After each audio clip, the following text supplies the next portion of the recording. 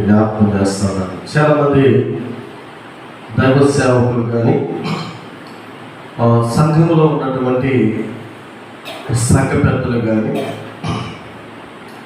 సంఘంలో ఉన్న ఒక ప్రముఖమైనటువంటి వ్యక్తులు చాలామంది ఇది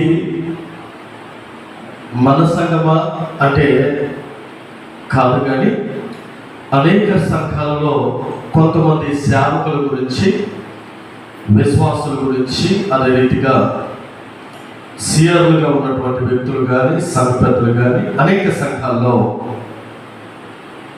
ఉన్నటువంటి సంఘాలన్నిటిలో కూడా ఒక 50%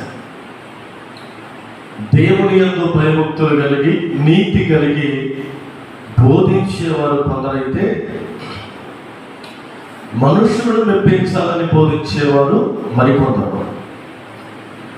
మనుషులను మెప్పించి సంఘాన్ని బలపరుచుకొని సంఘాన్ని ఆత్మలతో నింపుకొని వారు పోషించబడుతూ ఆర్థికంగా బలపడటానికి వారికి నచ్చినట్లు వాక్యాన్ని బోధించుకునే సేవకులు ఇంచుమించుగా 100లో 50% అటుంటే 50% ఇటున్నారు.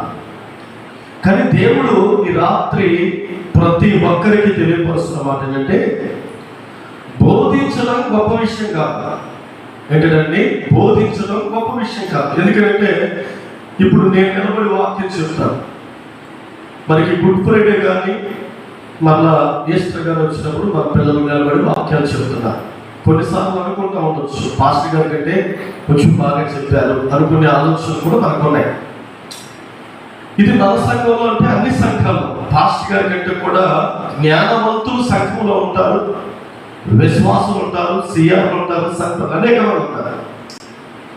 ఇక్కడ గమనించవలసిన విషయం ఏంటంటే, బోధించడం గొప్ప కాదు, బోధన అనుసరించి జీవించడం గొప్ప విషయం.